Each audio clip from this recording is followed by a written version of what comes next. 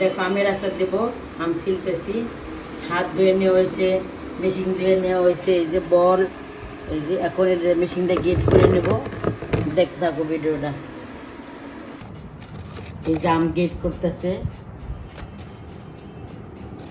আমাদের আম গেট করা শেষ। এখন লবণ দিয়ে আধা ঘন্টা রেস্টে রাখবো।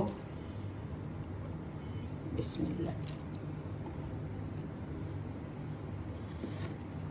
এখন মাখাও ঠিক মতো, ঠিক মতো চটকাও।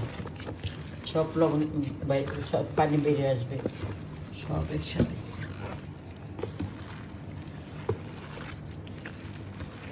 লবণটা মেখে আধা ঘন্টা পেস্ট ঢেকে রাখবো। ঢেকে রাখার পরে বাকি মশলাগুলো আমি কুটে নেব। লবণটা একদম চটকাইছে, চটকে একদম এক জায়গায় জমিয়ে রেখে দিয়েছি। আধা ঘন্টার জন্য এটা রেস্টে রাখবো। রেস্টে রেখে আমি মশলা করতে যাবো আমি এখন। তারপরে এটা চিপটাই এলো, পানিটা বের করবো। পানিটা কিন্তু ফেলবো না, পানিটা আমরা জুস করে খাবো। আবার আচারের মশলাগুলো আমি এখন ভেজে ভেজে নেব। শুকনো লঙ্কা, এলাচ, দারুচিনি, ধনিয়া, জিরা, মেথি, সরিষা, সাদা সরিষা, মিষ্টি সস এবং রসুন। রসুন কিন্তু ভাজবো না, জাস্ট রাখছি দিয়ে দিয়ে একে বিসমিল্লাহ। কারণ এটা যেগুলো হইতে দেরি লাগবে ওগুলো আগে আগে দিচ্ছি। এলাচ, দারুচিনি সবগুলা লাগবে, দিয়ে দিচ্ছি।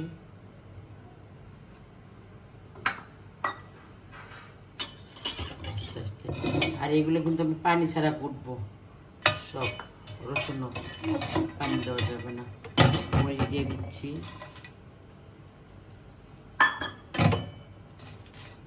একে একে সব দিয়ে দেবো।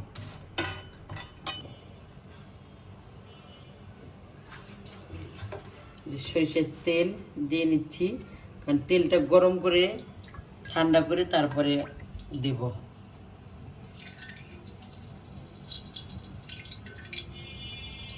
গরম হোক, চুলায় কিছু করব না, সব রোদ্রে। দেখতে থাকো ভিডিওটা।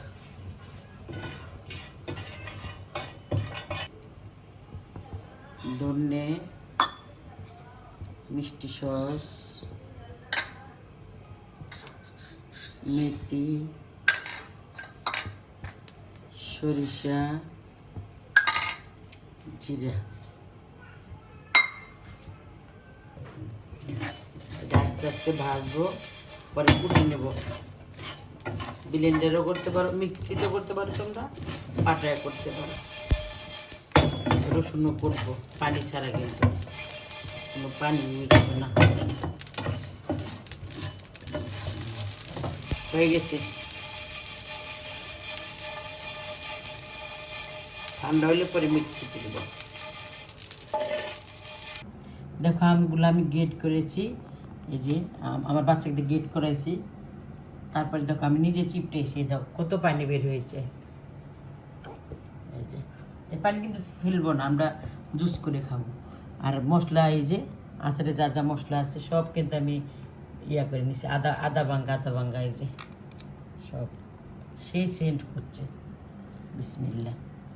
এখন এগুলো আমি সব দেবো, কারণ এখানে সব এত দেখা যাচ্ছে, কিন্তু অনেক মশলা, অনেক আইটেম আছে। ভিডিওতে আছে, দেখে নিও তোমরা। এই আচার কিন্তু আমি চুলাই দেব না, তেলকে গরম করে ঠান্ডা করে নিয়েছি। এটাতে আর লবণ আমার দেওয়া আছে, পরে আমি টেস্ট করবো। লবণ দিয়ে তো একবার ভিজে রাখছিলাম, তোমরা তো দেখেছো।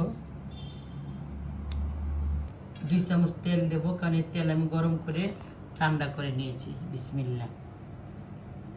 এটা আমি মাখাবো নিজে হাতে, কারণ এইসব সব পবিত্রভাবে করতে হয়, ছুঁচ ছাওয়া জানি না হয় ওইভাবে। নতুন করে এখন আমি এগুলা সব মাখাবো। বিসমিল্লাহ।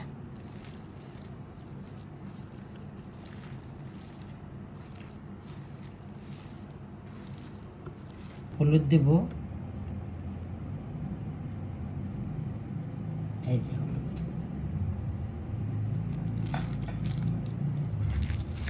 এটি সেরকম মাখাবো। আমার কিন্তু জিভে পানি এসে গেছে।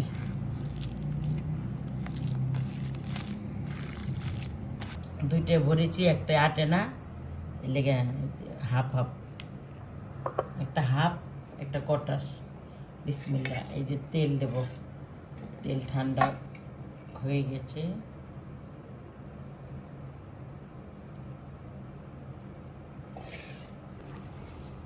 এই দেখো আমি আচারের তেল ভরেছি, এই যে কত সুন্দর হয়েছে, লোভনীয়। এখন থেকে কিন্তু খাওয়া যাবে আমার আচার, আমি যে পদ্ধতিতে আচার করেছি। এবং কালকে থেকে রোদে চলে যাবে, মানে কন্টিনিউ রোদ দেবো। এটাতে একটা কাপড় বেঁধে দেবো, এই মুখটা কিন্তু লাগাবো না, খালি পানি যেন না যায়, ধুলাবালি যেন না যায়, ছাদে দিয়ে রাখবো।